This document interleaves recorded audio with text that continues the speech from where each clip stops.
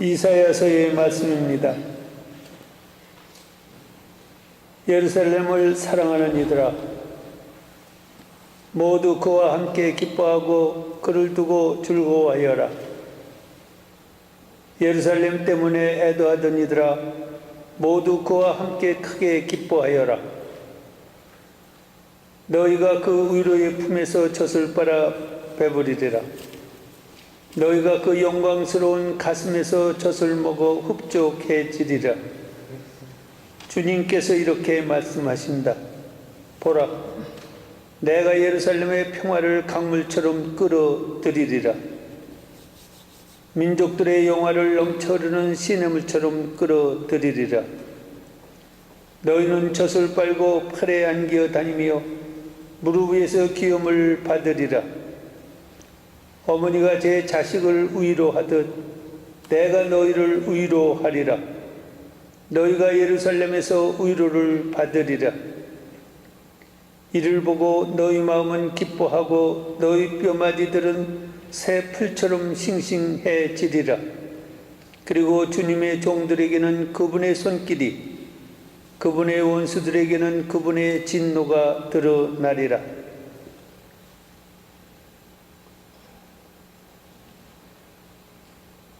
주님의 말씀입니다. 하느님 감사합니다. 주님께서 여러분과 함께 요한이 전한 거룩한 복음입니다. 그때 갈릴레아 카나에서 혼인잔치가 있었는데 예수님의 어머니도 거기에 계셨다. 예수님도 제자들과 함께 그 혼인잔치의 초대를 받으셨다. 그런데 포도주가 떨어지자 예수님의 어머니가 예수님께 포도주가 없구나 하였다. 예수님께서 어머니에게 말씀하셨다. 여인이시여, 저에게 무엇을 바라십니까? 아직 저의 때가 오지 않았습니다. 그분의 어머니는 일꾼들에게 무엇이든지 그가 시키는 대로 하여라 하고 말하였다. 거기에는 유다인들의 정결례에 쓰는 돌로 된 물독 6개가 놓여 있었는데 모두 두세 동이 들이었다. 예수님께서 일꾼들에게 물독에 물을 채우라 하고 말씀하셨다. 그들이 물독마다 가득 채우자 예수님께서 그들에게 다시 이제는 그것을 퍼서 과방장에게 날라다 주어라 하셨다. 그들은 곧 그것을 날라갔다. 과방장은 포도주가 된 물을 맛보고 그것이 어디에서 났는지 알지 못하였지만 물을 퍼간 일꾼들은 알고 있었다. 그래서 과방장이 신랑을 불러 그에게 말하였다. 누구든지 먼저 좋은 포도주를 내놓고 손님들이 취하면 그보다 못한 것을 내놓는데 지금까지 좋은 포도주를 남겨 두셨군요. 이렇게 예수님께서는 처음으로 갈릴레아 카나에서 표징을 일으키시어 당신의 영광을 드러내셨다. 그리하여 제자들은 예수님을 믿게 되었다. 주님의 말씀입니다. 네, 우리 천주교회는 전례가 있고 또 그 전례는 그 전례 중에서 미사라는 게 그 전례의 핵심인데 미사에도 급수가 있고 순서가 있습니다. 그래서 대축일 미사가 우선이고 주일 미사가 우선이고 그래서 대축일과 주일 미사가 우선입니다. 또 뭐 여러 가지 신신 미사도 있고 성인들을 기리는 그런 축일 미사도 있습니다. 그러나 1등급 말하자면 그 미사를 드리는 순서에 1등급, 2등급, 3등급이 있어요.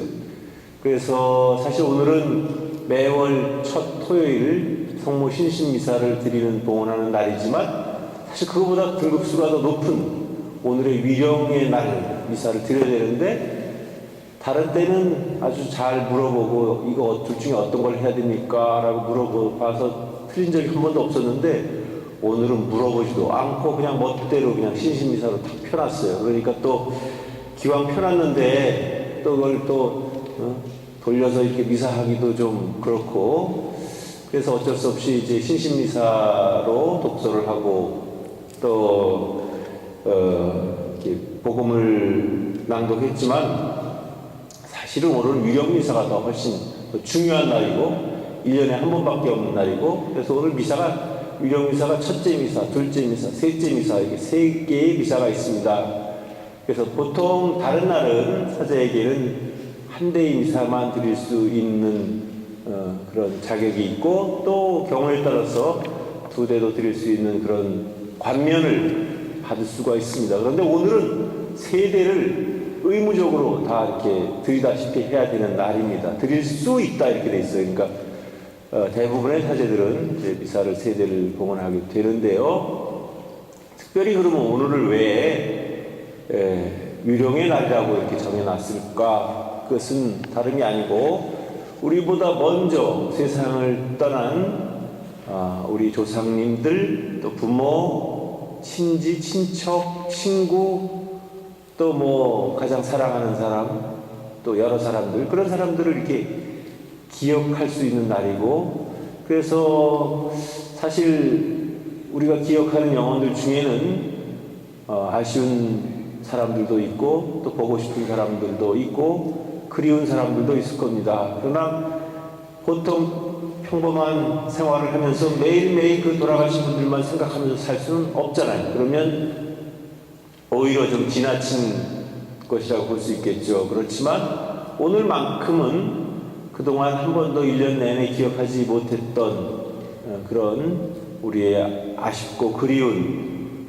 부모님이나 조상이나 또는 친구, 친척, 또 내가 알고 있는 지인들, 나보다 먼저 돌아가신 분들을 기억하면서 그들을 위해서 기도해 주는 그런 시간일 겁니다. 우리에게는 연옥이라고 하는 그런 교리가 있고, 그곳에 계신 분들 위해서 우리가 기도를 해줄 수 있고, 우리의 기도와 우리의 보석과 우리의 희생에 힘입어서 그들이 하느님의 나라에 먼저 이렇게 들어갈 수 있는 그런 특권이 주어진다는 것을 우리가 알고 있기에, 오늘만큼은 우리보다 먼저 돌아가신 분들 기억하고 또 그분들을 위해서 기도하는 그런 소중한 날입니다. 그렇지만 동시에 또 우리가 돌아가신 분들만 생각하는 것이 아니라 우리 자신들도 이제 언젠가는 세상을 떠날 것이라는 사실을 다시 한번 기억해야 할 필요가 있습니다. 물론 우리가 살아가면서 매일매일 나는 언제 죽지 하면서 매일 죽음에만 휩싸여서 산다면 그것도 정상적인 사람은 아닙니다. 평상시에는 죽음에 대해서는 잘 생각 안 하고 사는 게 건강한 거죠. 그렇지만 적어도 우리가 장례 미사를 치를 때라든지 아니면 이처럼 위령의 날을 지낼 때라든지 이럴 때는 한 번씩 좀 진지하고 깊이 있게 한번 생각해 볼 필요가 있습니다.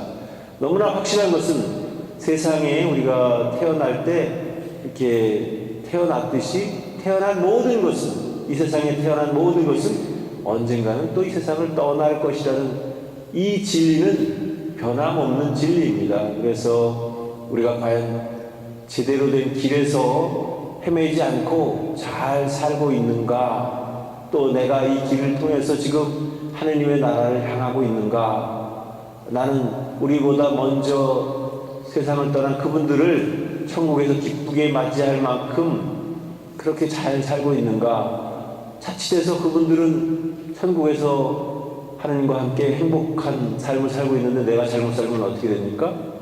나는 천국에 못 가면 영영 그분들을 만날 수가 없는 겁니다. 그렇기 때문에 우리가 더 잘 살아야 될 이유를 발견할 수 있는 날이기도 합니다. 그래서 우리는 오늘 죽은 이들을 기억하고 또 살아있는 내 자신의 처지와 내가 어떻게 살아야 될지 하는 것에 대해서 다시 한번 생각해 보면 좋겠습니다. 이때 오후에, 오늘 오후 3시에 묘지에서 미사가 있을 겁니다. 그 묘지 미사를 통해서 우리가 또 깨달아야 되는 것은 그 묘지에 묻힌 분들 생각하지만 또 동시에 이렇게 묘지에 모든 사람이 묻히고 나면 아무런 말도 없고 평화롭고 조용한데 살아있는 나는 왜 이렇게 조그만 문제를 갖고도 서로 들끓고 마음에 안정을 취하지 못하고 또 누군가를 미워하고 질시하고 불평하고 불만하면서 살고 있는가, 이 얼마나 어리석은 짓인가. 언젠가는 우리도 가게 될 그곳, 그곳에 묻힌 모든 사람들은 더 이상 아무런 미움도, 아무런 변명도, 아무런 불평도, 아무런 원망도 없는 그런 상태에 있듯이, 물론 우리가 살아있으면서 먼저 죽은 듯이 살 수는 없죠. 그렇지만 그러한 사실들을, 원리를 한번 생각해 보면서 지금 내가 미워하고, 지금 내가 원망하고, 지금 내가 불평하는 이 삶이 얼마나 좀 어리석고 부질없는 짓인가 하는 것을 좀 깨닫고, 그래서 우리가 좀 더 많이 사랑하고, 좀 더 많이 아끼고, 좀 더 많은 사람들과의 친교를 이루면서 세상을 아름답게, 또 기쁘게, 즐겁게 살아갈 수 있었으면 좋겠습니다. 그래서 위령의 날이라고 해서 항상 우울하고 뭔가 침침한 그런 분위기가 아니라 미래에 대한 희망, 그리고 내가 좀 더 잘 살아보리라 하는 결심, 그런 것을 굳히는 그런 날이 되기를 진심으로 바랍니다.